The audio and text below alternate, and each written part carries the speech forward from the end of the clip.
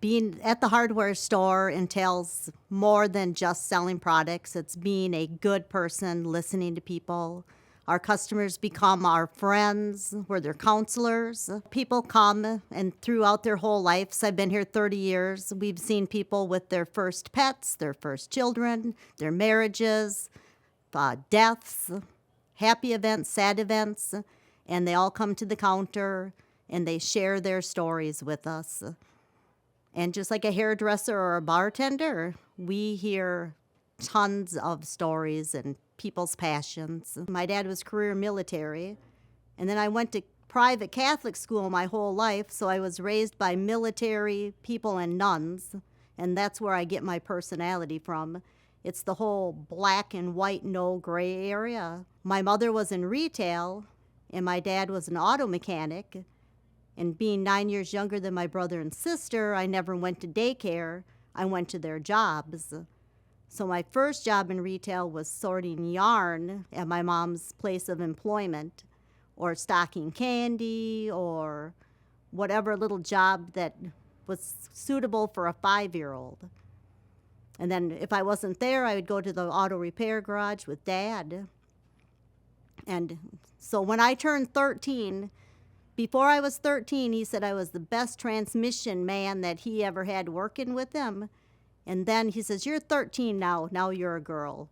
Now you can't work on transmissions." And I just looked at him and I go, wrong answer. So I still help in the garage to this day. I applied at the state hospital, got a good score on the test, had that job offered to me, applied at the post office for a casual carrier, took that test, offered the job, even took their physical. The hardware store was the least pay, but the best fit for me. And 30 years later, here I am. When I was hired, there was about 15 employees and 2 females.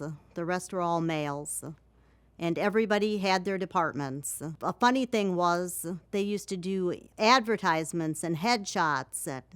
So-and-so, the plumbing specialist, and so the automotive specialist. And they said, "You know, Rose, what are you?"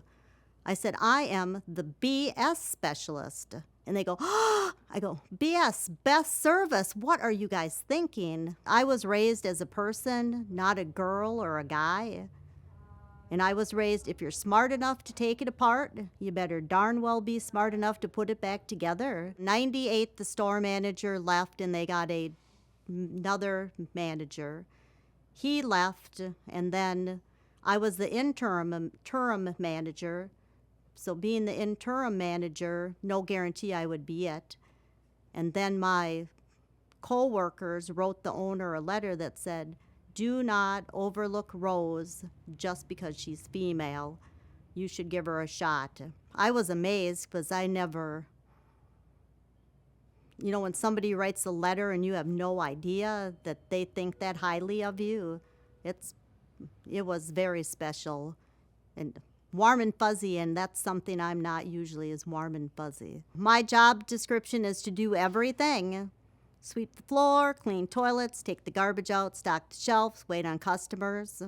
If I'm unwilling to do it, my coworkers shouldn't have to do it either. I never felt that I had to prove myself to my coworkers. It was never a competition. All of us here were a team. Everybody here has their special spots. We stand up for each other. We know when to just ignore somebody's bad behavior. We were always a great team working together, learning off each other. And I wasn't raised to have to worry about what others did. Just do your job, do it well, and if that's not good enough, then it's just not good enough. Sometimes there were customers that wouldn't believe you. We had a little old man once come to the counter, and his faucet was dripping, and I said, "Is it dripping out the spout?" "Yep." I said, "All you need is this little 39-cent washer." "No, I don't." I go, "Yeah, that's really all you need. It's 39 cents. "No way." So I took a penny out of my pocket, slapped it on the counter, and said, "Bet you a penny that I'm right." And he goes, "Oh, big better." I said, "My daddy taught me to never bet more than you can afford to lose." Took another penny out, slammed it double or nothing. He goes, oh, okay, but if you're wrong, I'm going to come back. Next day came in, slapped 4 pennies on the counter and said, I'll never argue with you again.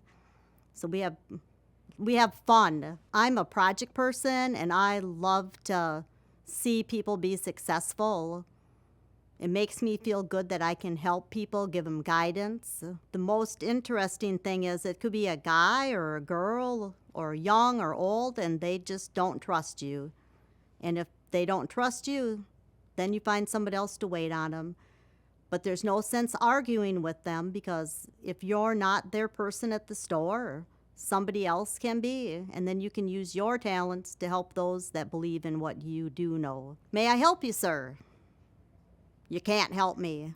I said, well, can I have a chance to help you? I told you that you can't help me. And I go, are you sure? Yep, you can't help me. So another clerk comes and helps them. And then they come to the counter and go, Rose, do we have this product? And I go, yes, we do. And they stand there and they look at me, and I just do my work. And the guy goes, aren't you going to help me? I said, sir, I believe the customer is always right. You said I can't help you. I'm sorry, I can't help you. And he left empty-handed.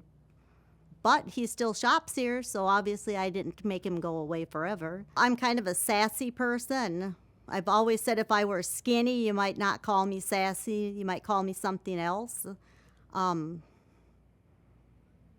I don't worry about what people say.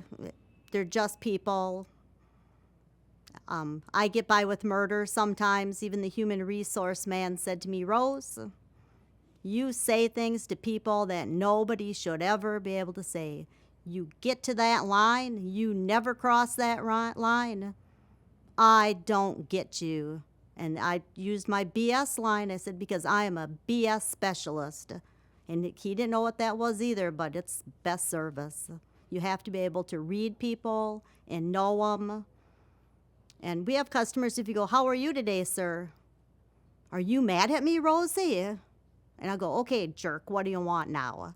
And then they're happy customers. So you just have to read people and not be offended. In retail, you have to have thick skin. And you never know what's going on in a person's daily life. They could be the grumpiest people ever. Maybe they have some serious business going on in the back. And some of the happiest people might be the most miserable. It's a delicate balance, because one just does not know what's really going on behind the person. One time there was they lived over in a town near St. Peter, and they shopped here forever, and they were excited. They were moving up to the metro. Their backyard was going to be with their children. They're just happy to go. A few days before they moved, they came in the store, and they were just so sad. And I said, what's going on? And they said, we're moving. And I said, that's great. You're going to be back doors to your children and your grandchildren. And they looked at me and said, but Rosie, you won't be in our life anymore. And that's the sad part. And at that point, you just go, oh my goodness. No matter retail, a little hardware store clerk can make that big of an impact on people. So that was a biggie. Sometimes people will just tell you, let me talk to a guy. And that's all right, we'll find a guy for them. Or sometimes people will come in, let me talk to a guy or Rosie. And I'll go, well, what am I? I'm not a guy. They go, we're not sure what you are, but we like you anyways. So I was raised as a person, not a girl or a guy. And I was raised, if you're smart enough to take it apart, you better darn well be smart enough to put it back together. A customer had come into the store and came up to the counter and was visiting. I didn't even know who she was. And she was having a bad day, and she said she was diagnosed with cancer, and the conversation went on for a long time. And then she left, and then I got called into the office, and the owner said, your friend was at that front counter an awful long time. And I said, I didn't have any friends in here. I don't know who you're talking about. And then it dawned on me, oh, that lady. I go, I don't know who she is. She has cancer. She needed somebody to talk to. Do I need to put a time limit? So if somebody tells me they have cancer, do I say you have 5 minutes to tell me your story? And he goes, just go back to work. And I never got called in for talking because I'm a good socializer. If I repeated 10% of what I heard, I'd be labeled a ginormous gossip. Yep. Do you need bar oil? Yeah. A quart or a gallon? Just a little one. Yep, right behind you. It's a silver jug. Shimmy to the right. Nope, that's the shimmy, shimmy. There's gallons, and then there's a quart, silver bottle. This camera guy is going to learn hardware. This is how our day goes all the time. Every day is about the same, but every day is different. So you come to work, you open the door, people come and go. You teach people how to fix things. You help fix their problems. You stock shelves. You stand around and shoot the breeze with people. I'm a silent objective. I don't give advice. I just listen. Sometimes we cry at the counter because the situation is so sad, or they'll come back and they'll go, guess what? I'm not sick anymore, or the faucet that broke, it's fixed, and it was so easy. The only department that we have that's actually a happy department is the greeting card section and the gift department. If you're shopping plumbing, it's because something in your house clonked out. If you're shopping in the electrical, your cord's not long enough. At times, the customers will come back and I'll go, oh, I haven't seen you for a long time. Nothing's broken at your house. I'm so happy for you. And then they come in, or they'll say, we just came in to visit because it's been so long. Nothing's broke at our house. And we're good with that. The people that I've worked with over the years, some have had FBI background checks, they're anesthesiologists, they're career military people. And I said to the owner one day, I said, you know, I have really worked with a lot of successful people. And he looked at me and said, don't you think you're successful? And I go, well, I never thought about it. He goes, trust me, you're successful. But it's amazing the people that come and go through the store and what they grow up to be. The best part about my job is the people, the customers, being surrounded by talent with all the people I work with. That's the best part of my job, is the people aspect. I would not have been a good stay-at-home mother. Monday night was Boy Scouts, Tuesday night was Cub Scouts, Wednesday was church school, Thursday was youth wrestling, Friday I didn't volunteer for anything. If I were home all the time, that would not have worked. My mother-in-law always commented to me, well, what book did you read your kids tonight? And I go, such and such a book. She goes, and you work full-time and you volunteer and you still read to your children? Interesting.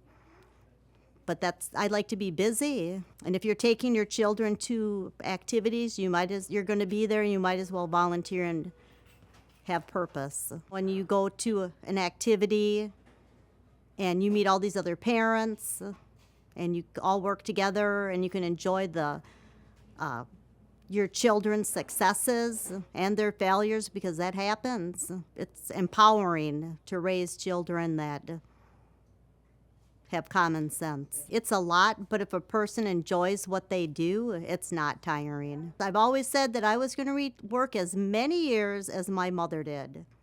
Well, little did I know that she would retire at age 86 3/4 from being a housekeeper at the hospital. And so being just over 60, that means I have like I have a lot of years left. So I have no plans on retiring as long as I like what I do. I feel appreciated at my job. I love the customers. It's home, actually. And back in the day when the owner's son was young, yes, I fired him. He wouldn't vacuum, he wouldn't sweep. I said to the owner, when your dad owned the store, did you have to sweep and vacuum? Yep. Does your son have to? Yep. I said, then he's fired. And then later on, that young man became my boss. And he says, someday I'm going to return that favor. I said, bring it on. And he goes, no, no, no. So people don't want to make me angry because they don't want me to retire. My name is Rose Rustman, and this is my brief but spectacular take on the life as a hardware store clerk.